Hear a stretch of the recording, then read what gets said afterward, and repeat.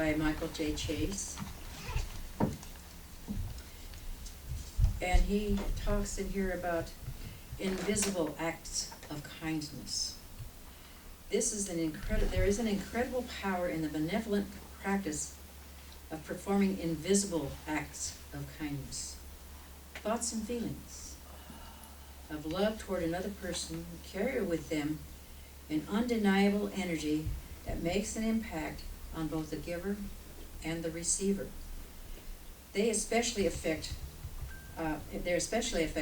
when one can't find the courage to express oneself in words, or compelled to share what is in their heart.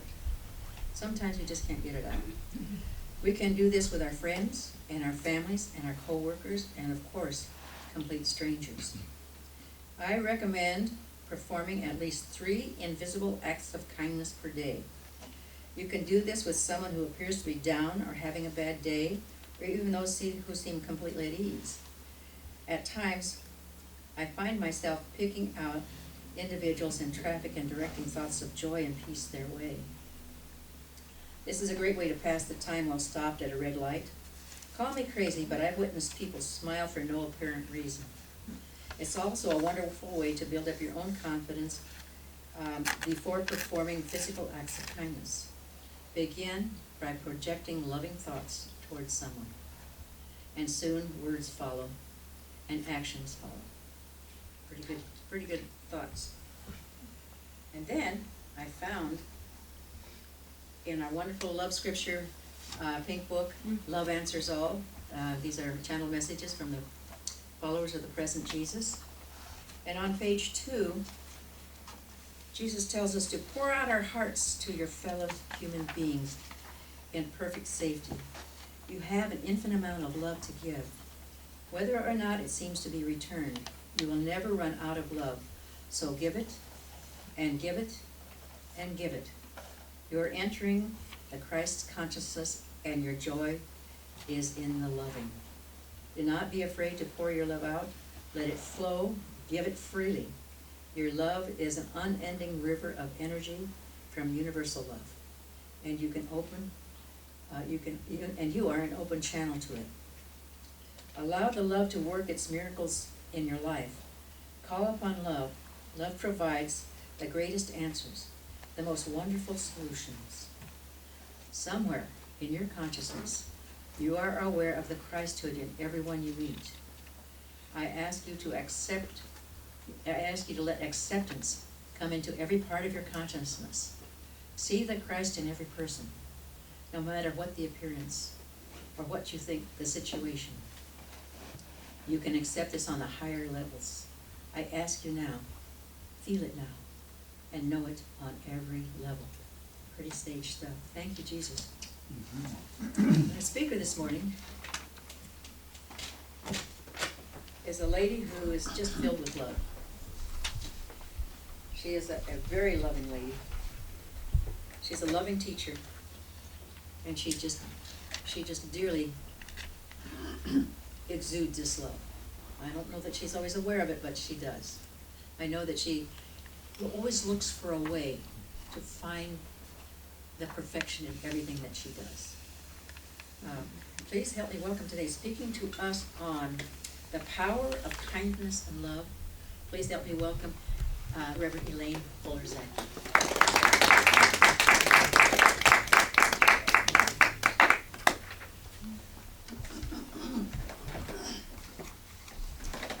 Well, good morning. Good morning.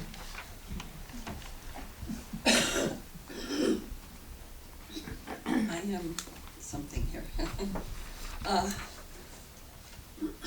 The power of kindness and love.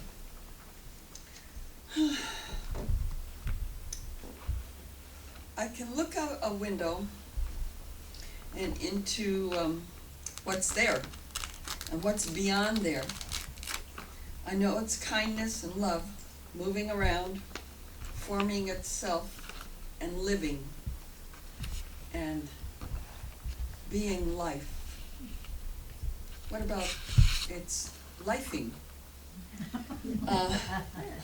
I've watched Science Channel specials on space exploration and seeing incredible pictures brought to us by satellites and probes that have flown millions of miles to send photos of the body of God to us. This is a window to the majesty, power, stillness, and silence, along with the split-second explosions of energy and material into unseeably fast going and growing arrangements of particles, heat, and power. Within a few billion years, these form themselves into universes, the movement of God, God moving God's self, change, life. These images stay in my mind, and that's probably because, well, they are me. They, or it, is the rightness of God, the power, majesty, and perfection that is the living rightness of God. Love is the rightness of God and its life. God is everywhere. We dwell in this house of God. It is ours and it is us. And it is love. Let's bring this down here to earth. We are in the middle of this whirring, living universe that constantly breathes in and out new life forms. We are here. We're here because we belong here. We are important. We are each a part of this livingness. We are here to serve others and ourselves, each in our own way.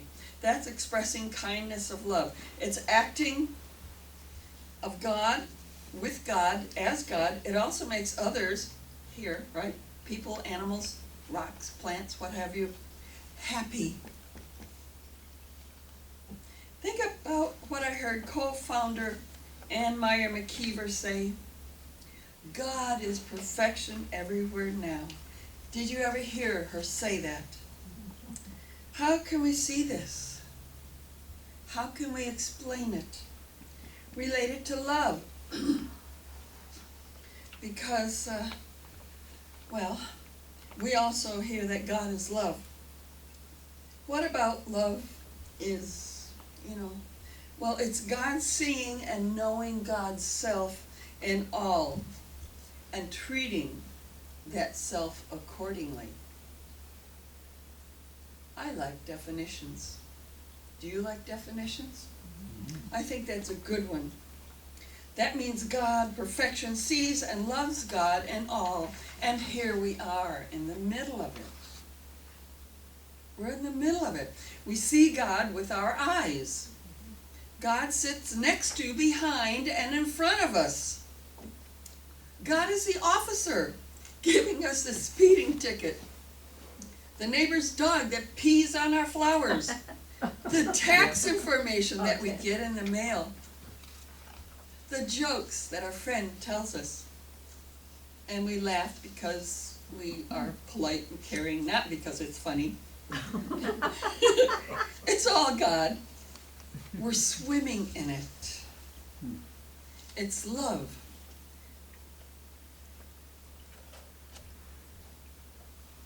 See the God, the love that is all parts of life, because it really is there. There's really nothing else. God is love.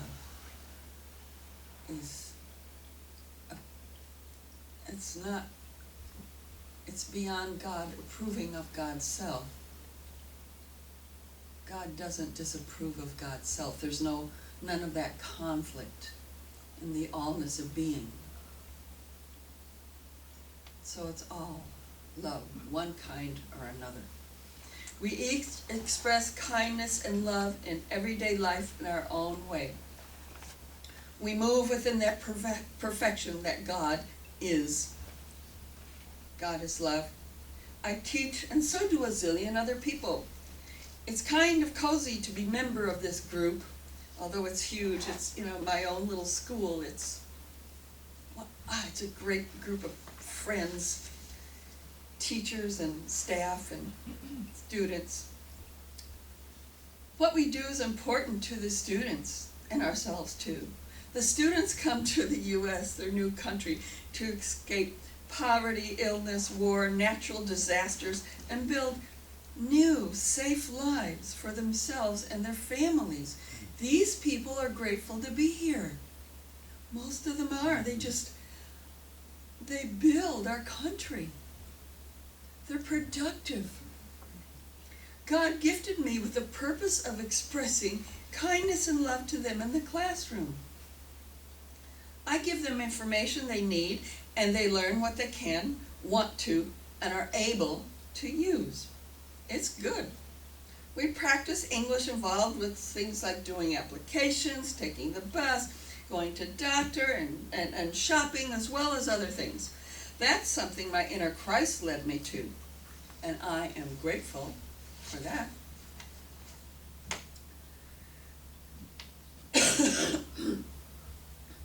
All of our blessings come from God, including work, family, home, teaching of the inner Christ. I've taken this from 365 Science of Mind, a year of daily wisdom from Ernest Holmes, which is a neat little book to look into. On page 59, I find, God is the giver of all things, by means of love. By means of love. The Spirit is always at peace. There is no argument in divine mind. The Spirit has never doubted itself, opposed itself, or disagreed with itself. This is a oneness that is God. Deep within me is that which never gets angry, troubled, or afraid. When I seem to be in conflict, I become still so that I may listen.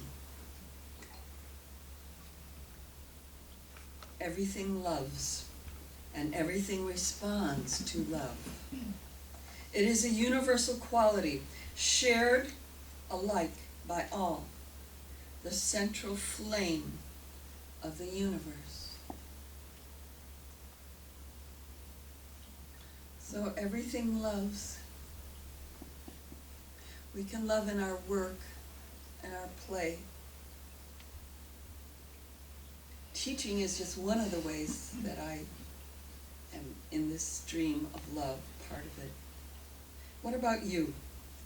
What about your work or something else? Some way that you are a channel of kindness and love. How has it improved life for you and others? You have a little paper. You can write a few little notes. If you don't have a paper or you need something to write with, please raise your hand, and Usher, would you give them this? Does anybody need a paper or a pen or pencil? Take a few notes about how are you a channel of kindness and love? How has it improved your life and the lives of others? People, animals, plants, whatever. Take a minute. And people at home, I invite you to do this too. Think about it. Think about it.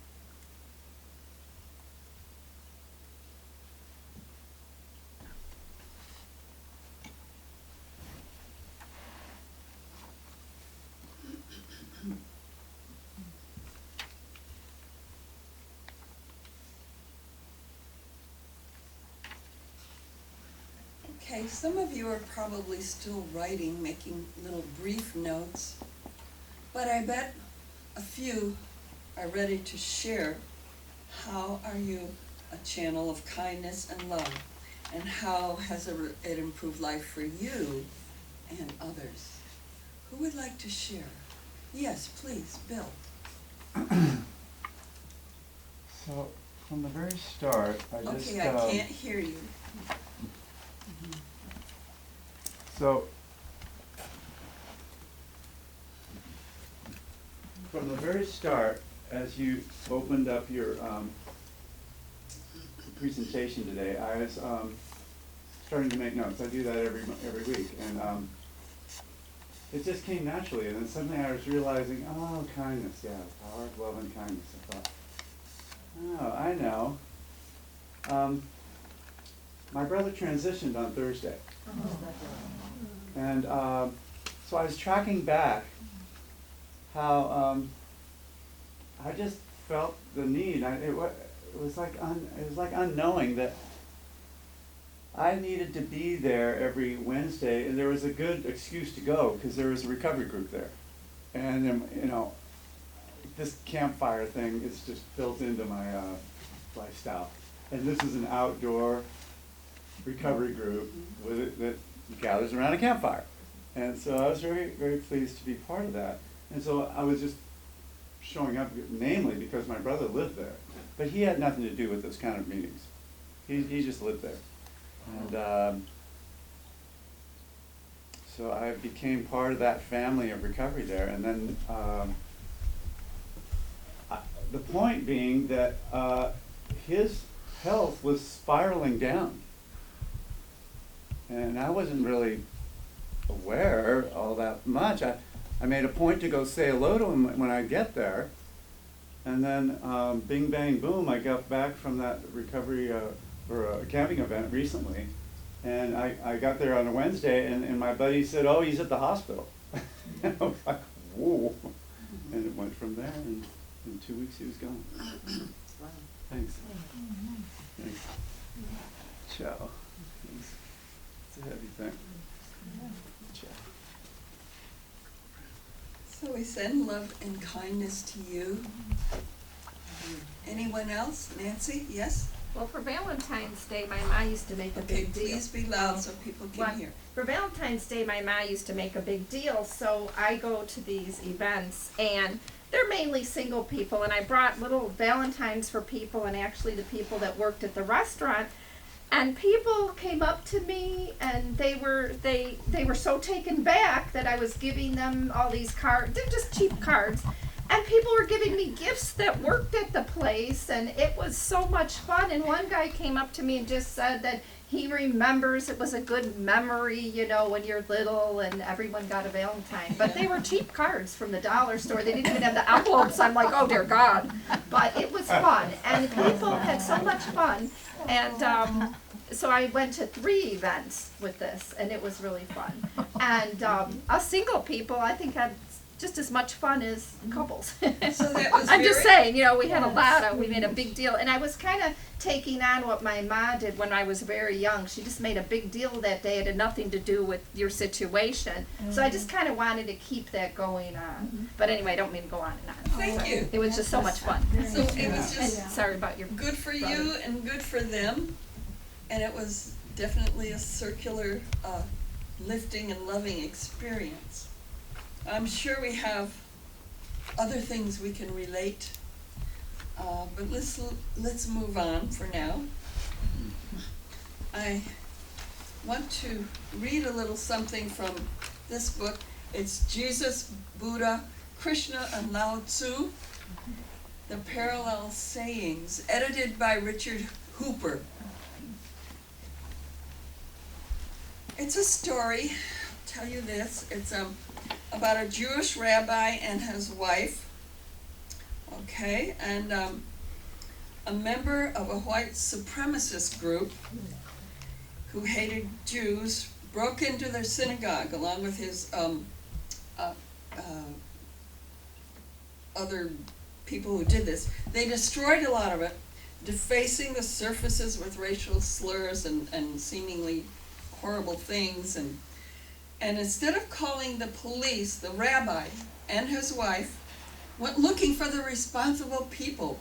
And they located one member, this young man, and they told him they loved him.